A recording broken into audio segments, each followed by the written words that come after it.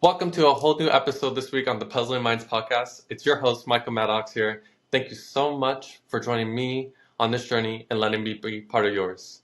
This episode, which will be one of my favorites, is all about your microbiome. This is one topic that I would love to get into with anyone that is welcomed for any educational tips. One of my three niches, what I like to continue within my self-education, as well as my actual education, is gastroenterology.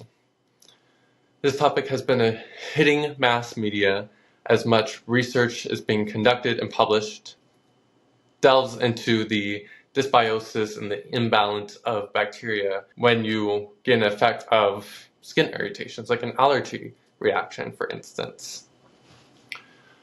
Why is it one of my niches? Well, since I've had not only my education from an institution, I embarked it alongside my own research from those who fall within that sort of specialty. In a previous episode, I had discussed how the brain and gut align and send, as well as receive, neurotransmitters that support our body. Those moments of fluctuations happen when we experience a form of stress, aka trauma. For instance, when we experience that episode of trauma, we go through this reaction, the sympathetic nervous system and the parasympathetic nervous system. And I love discussing how this reaction takes place. So when we experience this moment of stress, the sympathetic nervous system reacts to the one of three, the fight, flight, or freeze reaction. And then that sends these different hormones and neurotransmitters, as well as a reaction towards our gut. That reaction takes place when the parasympathetic occurs, and that is the rest and digest. Our body then relaxes, does its own scan of how do we go about this situation later on if we do experience it again. During this imbalance, our microbiome changes throughout. So it's really important to take care of our microbiome, as well as within nutrition, how to stress manage when you are someone who deals with trauma. Some facts are we are 10 to 1 microbial cells than human cells. So our body is covered with different microbes 10 times more than actual human cells, than what we carry. Therefore, we are mostly made of different bacteria. Isn't that so cool? We have multiple microbiomes, which I'll get into, like oral, skin, and most importantly, your gut. And I love talking about the gut because the gut is just fascinating.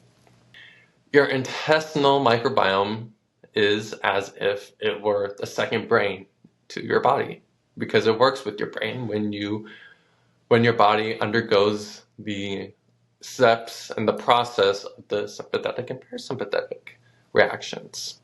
When we talk about gut health, we need to start from the beginning, which is when we are born. Research has been shown that when a baby is born vaginally, they receive microbes from the vaginal wall. Then if it's a cesarean section type of birth, they receive skin microbes. Therefore, those born vaginally have a higher immunity than those born by cesarean, because of the different types of microbes within the vaginal walls is when we receive those types of bacteria, those different types of microbes, yeast, so forth. And most of those are very beneficial when it comes to your immune system. With the skin, it could be different. Once we reach the age of 3, that's the moment we have built a similar microbiome of an adult. That's really cool, right? We are now have fair chance in having a healthy microbiome. Unfortunately, things that alter your microbiome are the environment. So, for instance, if you are surrounded by just toxicity, by moments of fluctuations when it comes to mood, your microbiome changes. And then you start to experience imbalances internally that you may not be aware of because you may not feel it, but your body does.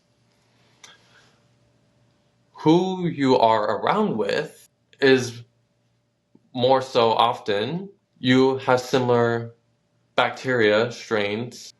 So if you are surrounded by the same people over and over, you're going to have a similar microbiome, as well as your pet, which I thought was pretty cool. I'm like, wow, I probably share a similar microbiome and as my pet, Luce. And most importantly, your diet. I've talked about in previous episodes when it comes to the two difference of the lifestyles, eating lifestyles when it comes to Western and Eastern.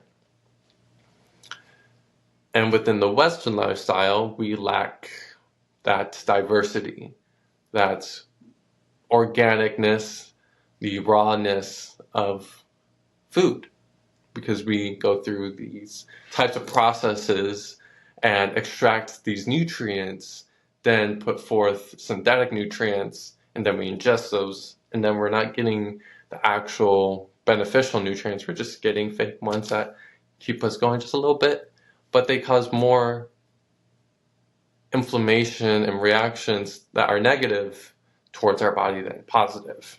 The question that we should be asking is, how well are you feeding and tending to your garden, to your temple? And I love that because one of my books I had read, I forgot which one, maybe I'll have to go and find it and post about it. It said, treat your body like a garden. Oh my gosh, that's so cool. Treat my body like a garden. Like, I know, and I suck at plants. I suck at plants.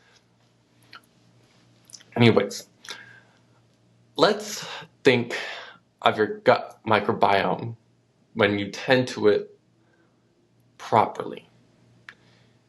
You have heightened your body's ability to produce products like those neurotransmitters and absorb nutrients properly. In an imbalanced dysbiosis, you can increase IBS, irritable bowel syndrome, Crohn's, leaky gut, allergies of sorts, as well as depression, and you aren't able to fully produce things like serotonin. For instance, I had to get antibiotics once, and this was ironically during my course of my microbiome.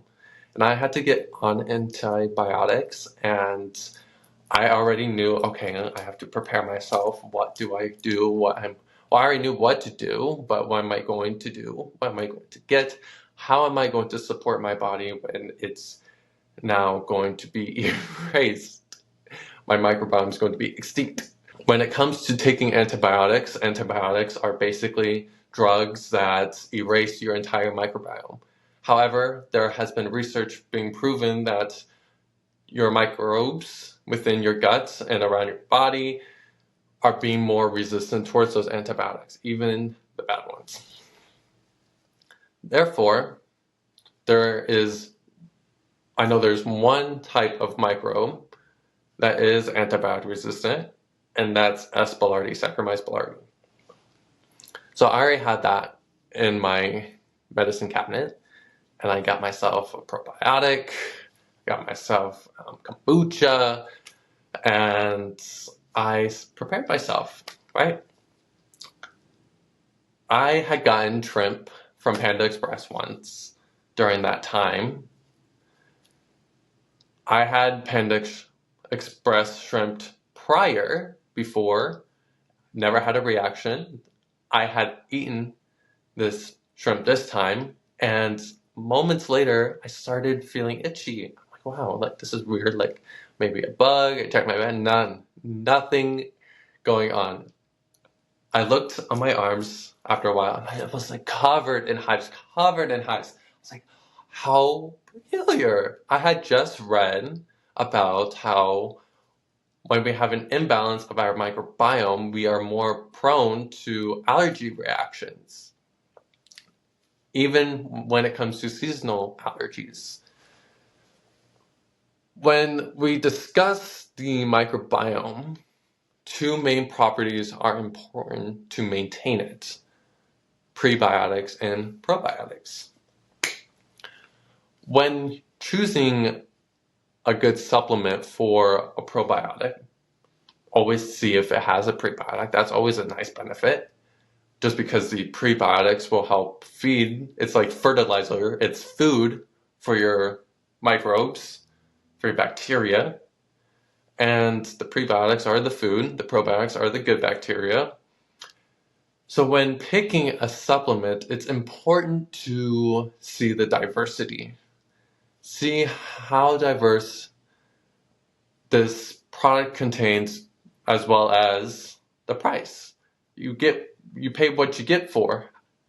However, in my experience and in my current job, because I work with supplements for 40 hours a week, I notice things like, okay, this type of supplement, this brand is charging this much, but you're not getting as much as this brand. Like, why am I going to pay more? But it's important to have diversity, because having diversity, you are able to be manageable when it comes to a healthy microbiome. Think of your microbiome as multiple communities within your body, okay? And I named them the oral skin. You also have your guts, so forth, as well as your vagina. And think of your microbiome as a multiple communities within your body. We have different microbiomes. And within each community, you have a different set or similar set of microbes. And the microbes that live here are the residents. They're the residents that work within your community. They utilize nutrients as supplies to create products for our cells, changing how our body functions. So they help support how we absorb nutrients. They help support how we create products, so our body can react in a healthy way, in a positive way, and sometimes a little bad bacteria gets in there, and our body starts to get in imbalance, and we have to kick that buddy out. So it's important to have good bacteria in your body. In order to start achieving an optimal, healthy gut of yours, you need to first understand what important factors get you there. First and foremost, to achieve this, your microbiome should be fed with essential nutrients for optimal support.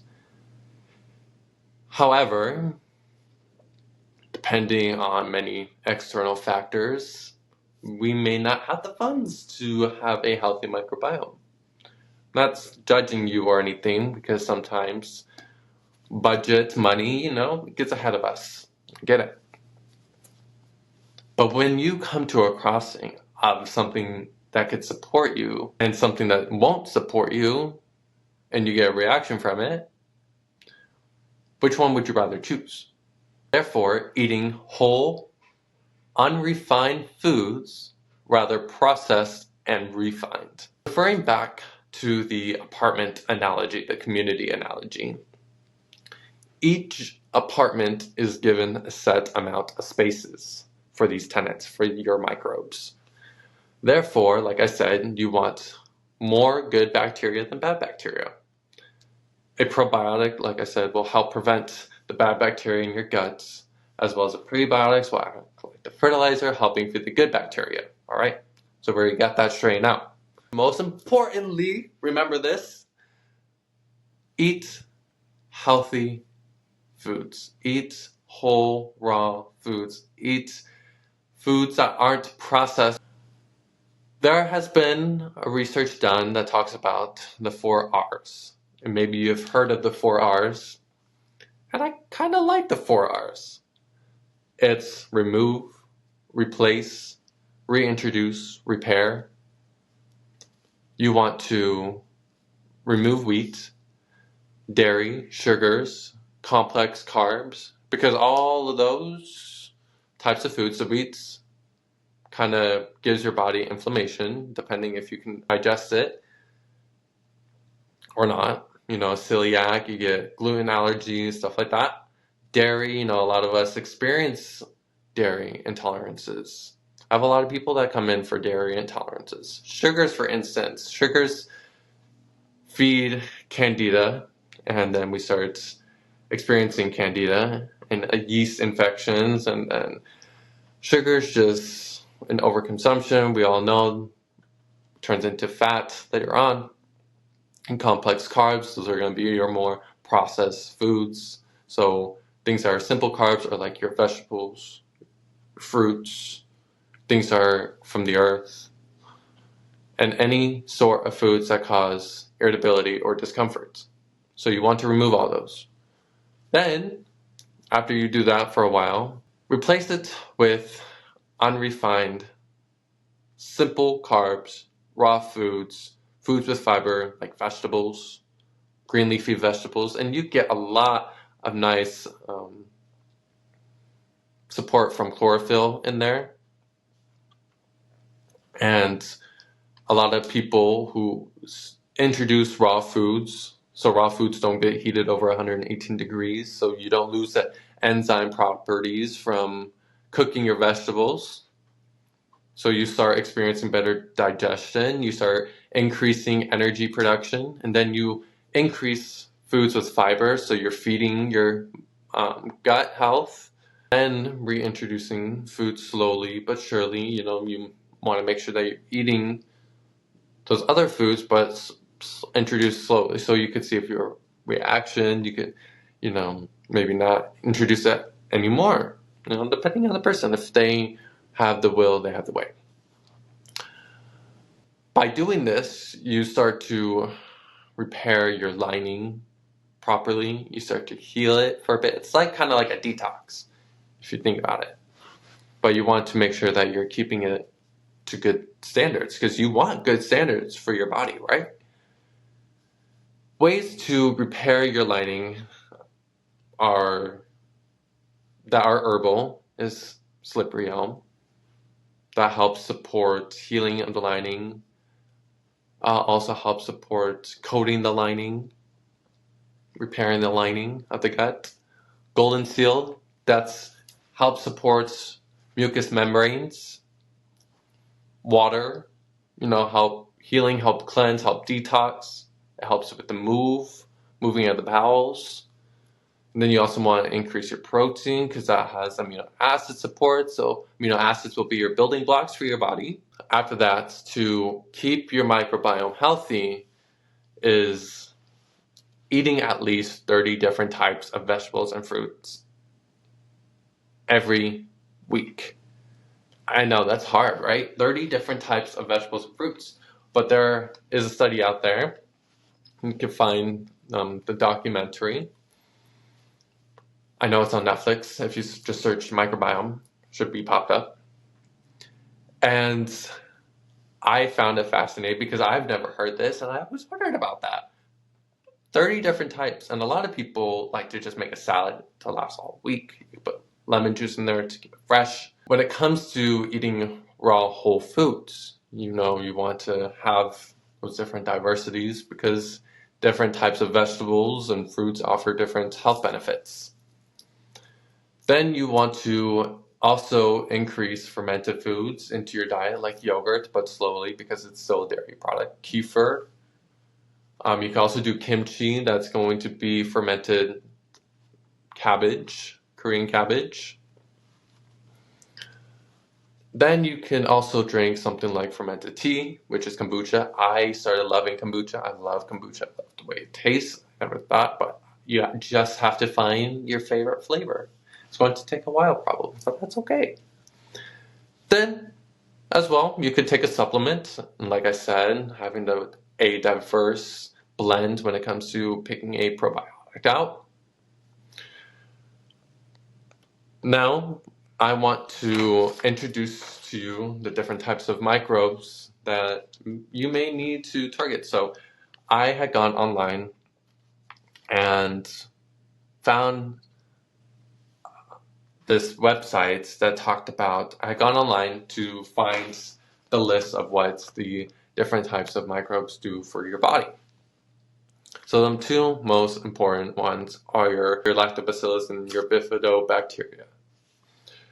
Your types of lactobacillus is your Lactobacillus acidophilus, which helps supports digestive function, absorption of nutrients, relieves abdominal cramps or discomfort, improves immune system and urinary tract. Then you have your Lactobacillus fermentum that helps support overall digestion, boosts immunity, and helps eliminate toxins. Then you have your Lactobacillus plantarum, and its ability is to produce hydrogen peroxide, come to find out. It supports your digestive process and boosts your immune system. And that's why when you're probably experiencing and hearing a lot of immune system support, it's true. When we have a sickness or an illness or an allergy reaction, our immune system is compromised, and that is due to an imbalance in our gut. Therefore, when it comes to my niches, going back to that idea, I want to start introducing the idea of autoimmune diseases when it tails back into generational trauma. Going back into the bacteria, you have your Lactobacillus rhamnosus, and that type of bacteria is proven in 260 trials. It protects diseases like respiratory, allergy, and gastrointestinal. It reduces side effects of antibiotics and chemo, and improves the vaginal health. Your next one is your Lactobacillus parasi. It lives within your small intestines, and it supports your liver health and lowers your urine pH levels. Another most important one that a lot of women love to ask for, I've noticed after seeing this article, was the strain Lactobacillus gasseri. It is specified to women. It supports your vaginal microflora balance, and it relieves diarrhea. Another really good one is Lactobacillus reuteri. A lot of people always ask for that one, and that is located in your intestines and oral cavity. It supports your gastrointestinal health, improves your oral microflora, and strengthens your immune system. Then one of the other ones is Lactobacillus salivarius. It helps inhibit yeast and candida, reduces gingivitis, prevents strep throat, helps reduce meningitis, colitis, and IBS, and it inhibits pathogenic bacteria. Then you have your Lactobacillus helveticus. It lowers your blood pressure, improves quality and duration of sleep, increases amount of calcium, and balances your microflora. Lastly, of the lactobacillus, finally, is your Lactobacillus bulgaricus. It is the first bacteria to be discovered. It lowers blood levels of triglycerides, fights viruses, improves digestion of dairy products, reduces inflammation, tooth decay, and manages HIV symptoms. Now your types of bifidobacteria. Your first one is Bifidobacteria bifidum. First to occupy intestinal wall of infants, then in small intestine and colon. It supports whole digestive function, helps absorb nutrients, helps with diarrhea. Then the second one is Bifidobacteria Longum. It's most common found in your gastrointestinal tract. Ability to break down carbohydrates, has antioxidant properties, and helps detoxification, and it boosts your immune system. Your third but surely, your Lactobacillus lactis. It's a very powerful type of bifidobacteria. It decreases tumor activity, improves digestion like leakage, IBS, bowel movements, inflammation. It improves oral health, reduces cavities, tooth decay. It helps immune responses, it increases T cells, supports cold and flu and allergies, and it also helps support diabetes and cholesterol. Lastly, your bifidobacteria adolescentis is throughout its life from birth. It removes casein. It removes casein from the milk, stimulates intestinal peristalsis, production of B vitamins, and treats tissue and liver damage. I thought those were very interesting, and I hope you did too. Hopefully that didn't drag and that wasn't long, because to me it was. To me it was. But that is it for today. I am Michael Maddox, holistic health and wellness coach and self-published author. I offer guidance for those seeking to start again. After undergoing healing trauma, gaining the power you once had, now ready to be able to gain a voice of confidence and become the best version of yourself by creating goals towards adopting into a healthier, positive lifestyle change. Visit my website, nurturingrootscoaching.com, if you are ready to be true to yourself. Schedule a consultation today.